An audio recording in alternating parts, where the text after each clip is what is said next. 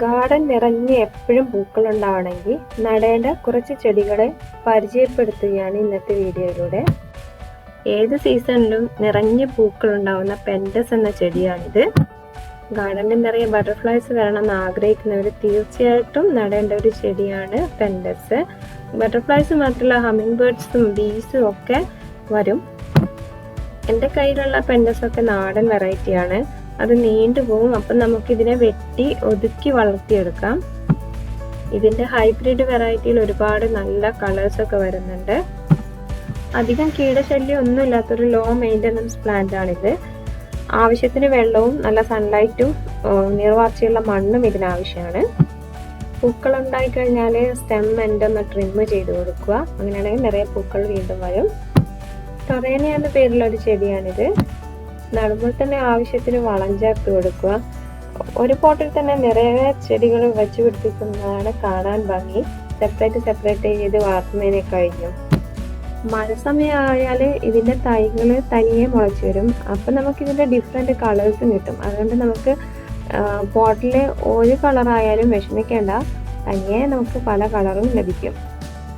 പ്രത്യേകിച്ച് കയറുന്ന ആവശ്യമില്ലാത്ത ഒരു പ്രോബ്ലം ഫ്രീ ആയിട്ടുള്ള പെസ്റ്റ് ഫ്രീ ആയിട്ടുള്ളൊരു ചെടിയാണിത്.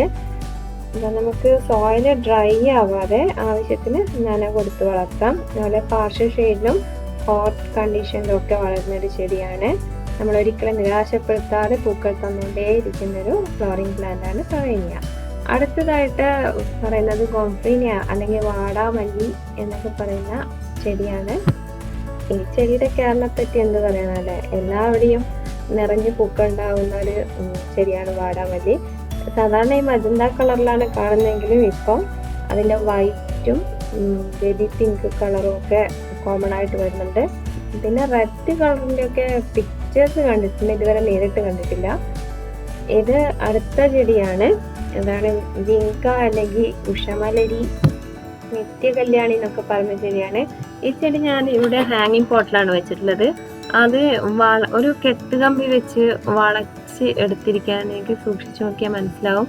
അപ്പോൾ നമുക്ക് ആവശ്യത്തിനുള്ളൊരു ഷേപ്പ് കൊടുക്കാൻ വേണ്ടിയിട്ട് നേരെ അപ്രൈറ്റ് ആയിട്ട് പോകാതിരിക്കാൻ വേണ്ടി വളച്ചെടുത്താണ്. ഇതതിൻ്റെ ഒരു വൈറ്റ് കളറാണ്. വേറൊരു കളറും കൂടി. ഇതും മറ്റു ചെടികളെ കൊണ്ട് പറഞ്ഞതുപോലെ നമ്മൾ ഗാർഡൻ നിറയെ പൂക്കൾ ഉണ്ടാവാൻ ഇഷ്ടപ്പെടുന്നവർക്ക് വേണ്ടി സജസ്റ്റ് ചെയ്ത ഒരു 5 ചെടികളാണ്. ഇതിൻ്റെ കെയർ എന്ന് പറയുന്നത് വളരെ ലോ മെയിൻ്റനൻസ് ആണ്, പെസ്റ്റ് ഫ്രീ ആണ്.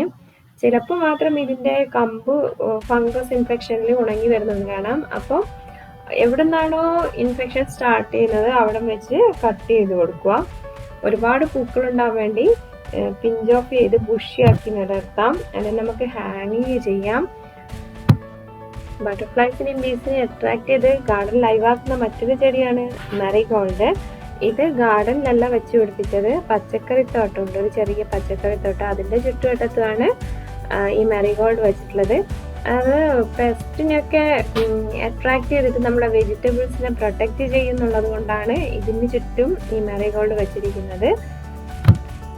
ഇതിൻ്റെ ഷോർട്ട് വെറൈറ്റി ഉണ്ട്, ലോങ് ആയിട്ട് അല്ലെങ്കിൽ ടോളായിട്ട് പോകുന്നതാണെങ്കിൽ നമ്മൾ ചെറിയ സപ്പോർട്ട് കൊടുക്കുക, അല്ലെങ്കിൽ മഴയത്തെല്ലാം കൂടി മറിഞ്ഞു വീഴും. ഇത് വച്ച് അന്ന് മുതൽ അല്ലെങ്കിൽ പൂവിട്ട് അന്ന് മുതൽ നിറയെ ബട്ടർഫ്ലൈസ് ഇതിന് ചുറ്റും. ഫുൾ സണ്ണും നീർവാർച്ചയുള്ള മണ്ണും ഇഷ്ടപ്പെടുന്ന ചെടിയാണ്. പിന്നെ ഈ പച്ചക്കറിക്ക് ഇടുന്ന വളങ്ങളൊക്കെ അത്യാവശ്യം അതിന് ഇട്ട് കൊടുക്കും. പ്രൊപ്പഗേഷൻ കാണുന്നത് എല്ലാവർക്കും അറിയാതെ ഇതിൻ്റെ ഉണങ്ങിയ പൂക്കൾ ശേഖരിച്ച് പാകി എടുക്കുകയാണ് ചെയ്യുന്നത്. ഇതിൻ്റെ പെറ്റൽസിലും ഓരോ ചെടിയിലും ഡിഫറൻസ് കാണാം. ചിലത് വിടർന്ന് അങ്ങ് അകന്ന് നിൽക്കുന്ന പെറ്റൽസ് ആയിരിക്കും, ചിലത് കുനുകുനാ അടുപ്പിച്ച് നിൽക്കുന്നതാണ്. അങ്ങനെ ബുഷിയായിട്ട് നിൽക്കുന്ന ഫ്ലവറാണ് ഒന്നുകൂടെ ഭംഗിയെന്നാണ് തോന്നുന്നത്. പിന്നെ ഫ്രഞ്ച് മാരിഗോൾഡ് എന്ന് പറയുന്ന ഒരു ഷോർട്ട് വെറൈറ്റിയാണ്. നിറയെ പൂക്കൾ ഉണ്ടാവാൻ വേണ്ടി, ഗാർഡൻ നിറഞ്ഞ പൂക്കൾ ഉണ്ടാവാൻ വേണ്ടി സജസ്റ്റ് ചെയ്ത ഒരു 5 ടൈപ്പ് ഫ്ലവേഴ്സാണ് ഇന്നത്തെ വീഡിയോയിൽ ഉൾപ്പെടുത്തിയിരിക്കുന്നത്.